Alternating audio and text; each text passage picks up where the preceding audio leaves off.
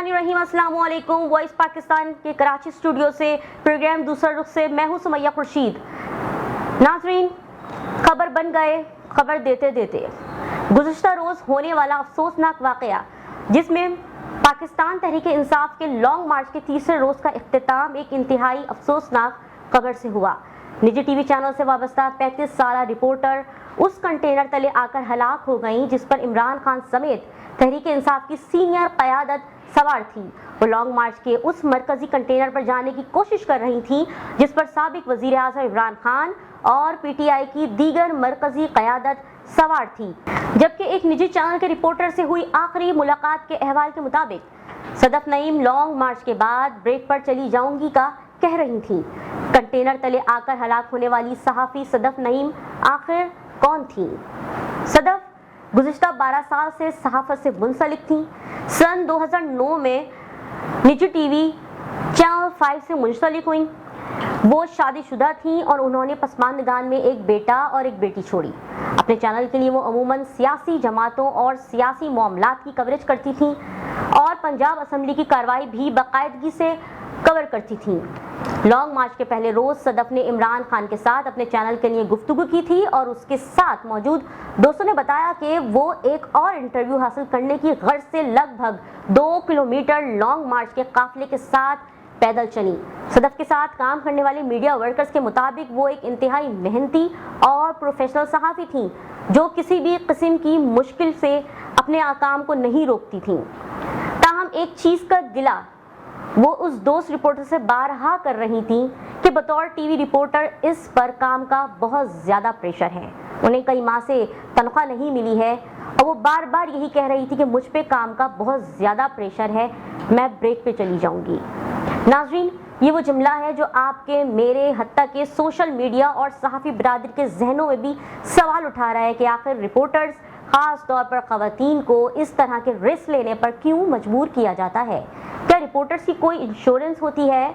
क्या उनके तहफ़्फ़ुज़ को पेश नज़र रखा जाता है या एक्सक्लूसिव न्यूज़ ही वाहिद तरजीह है?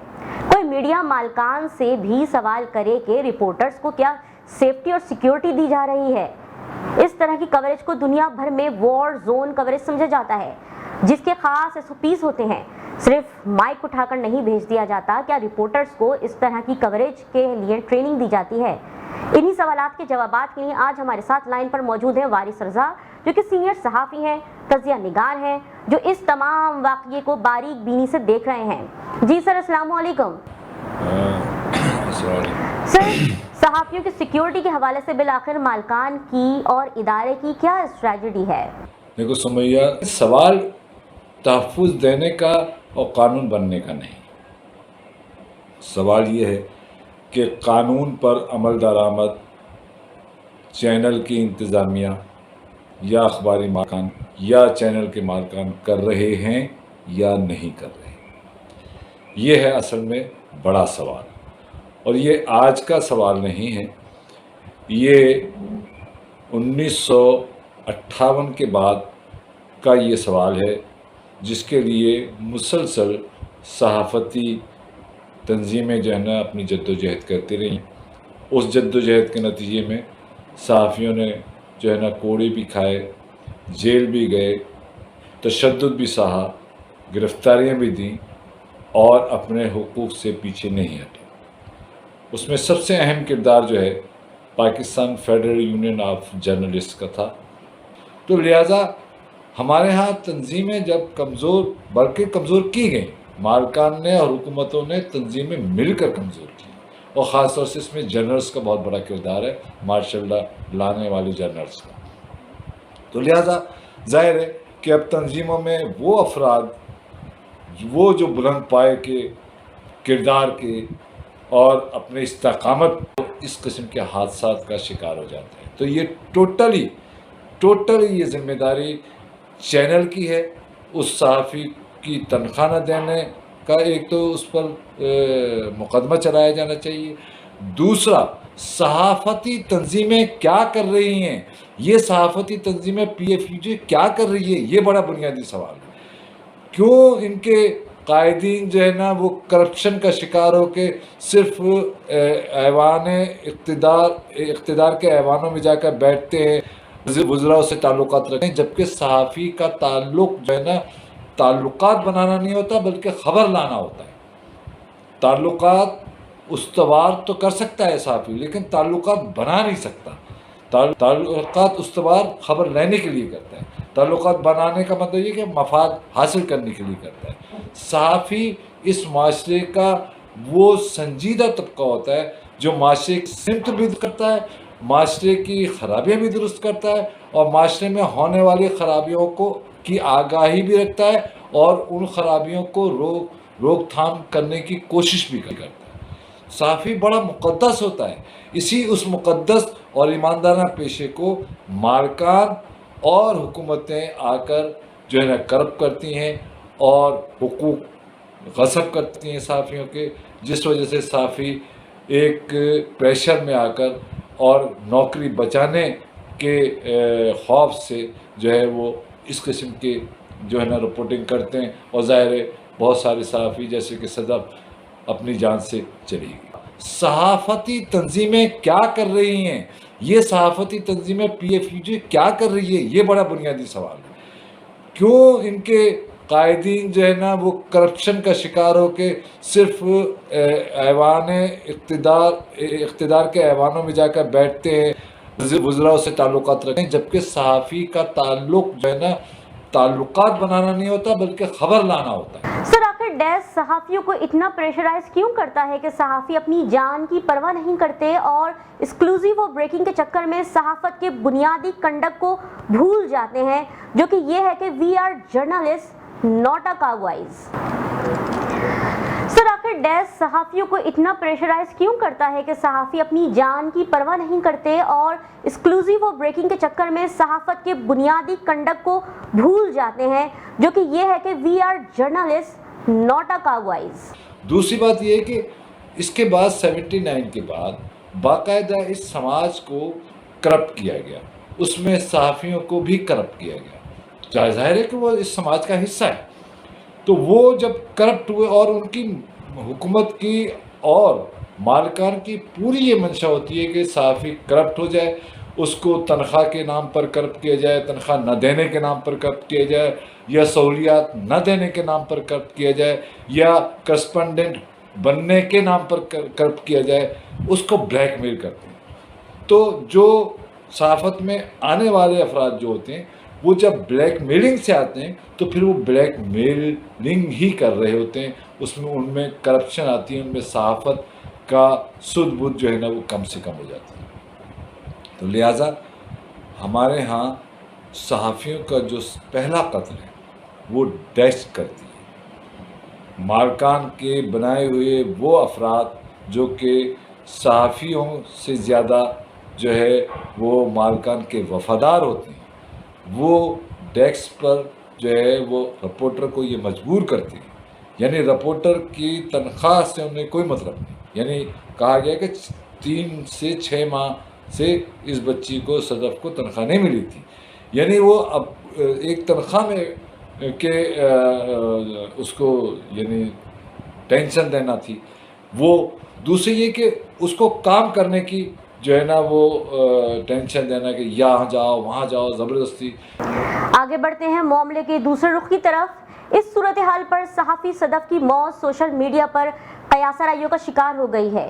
کوئی اسے قتل کا روپ دے رہا ہے، کوئی انویسٹیگیشن کرنے کا کہہ رہا ہے، کوئی عمران خان کو مودی سے الزام ٹھہرا رہا ہے، حتیٰ کہ وفاقی وزیر داخلہ رانا ثناء اللہ نے کہا ہے کہ جہاں بحق خاتون رپورٹر کے ساتھی صحافیوں کا بیان ہے کہ صدف نعیم کو دھکا دیا گیا، دھکا دینے والے شخص کو گرفتار کیا جائے گا اور تحقیقات کی جائیں گی، قانون کے تقاضے پورے کیے جائیں گے۔ اس شہادتی بیان کے بعد ضروری ہے کہ واقعے کی تحقیقات ہوں۔ پنجاب حکومت نے اپنی قانونی اور انسانی ذمہ داری پوری نہ کی تو وفاقی حکومت اپنا قانونی فرض ادا کرے گی۔ جبکہ دوسری جانب صدف نعیم کے شوہر نعیم نے اپنی اہلیہ کی موت کو حادثاتی موت قرار دے دیا اور کسی بھی قسم کی کارروائی سے انکار کیا ہے، اور انہوں نے یہ بھی کہا ہے کہ ہم پر کسی قسم کا کوئی دباؤ نہیں، قانونی چارہ جوئی سے انکار پر کسی قسم کے دباؤ سے متعلق सवाल पर नईम भट्टी ने कहा कि उन पर तहरीक इंसाफ या हुकूमत की तरफ से किसी भी किस्म का दबाव नहीं है। वारिस रज़ा साहब, इस मामले पे आप किसको जिम्मेदार समझते हैं? ये टोटली जिम्मेदारी, ये मैं बता दूं, ये पहले सवाल की टोटली जिम्मेदारी ये है कि ये मीडिया मालकान और उस मीडिया को फौरी तौर से बंद कर देना चाहिए जो कि 1 माह के बाद किसी भी सहाफ़ी की सैलरी नहीं देता। ये पैमरा के पास वाज़े अहकामात भी हैं और उनके पास इख्तियारात भी हैं, लेकिन चूँकि मालकान के हाथ बहुत लंबे होते हैं और वो पैमरा वालों में भी करप्शन का एक बाज़ार गर्म है। हमारे यहाँ तंजीमें भी करप्शन का शिकार हैं। हमारे यहाँ सहाफ़ियों की कौन तहफ़्फ़ुज़ करेगा? तो लिहाजा हम तमाम सहाफ़ियों को इस बारे में, जो ख़ासतौर से यंगस्टर सहाफ़ी हैं, उनको सोचना पड़ेगा कि अपने तहफ़्फ़ुज़ के लिए तंजीमों को उसमें आकर उनको मजबूत करें। जो अनासिर तंजीमों में गलत किस्म के बैठे हुए हैं, उसकी पूरी की पूरी जिम्मेदारी जो है ना इमरान खान पर है। इमरान खान के ख़िलाफ़ बाकायदा रियासत को एक मुकदमा कायम करना चाहिए, क्यों कि लॉन्ग मार्च की कॉल देने वाले जो है वो इमरान खान है।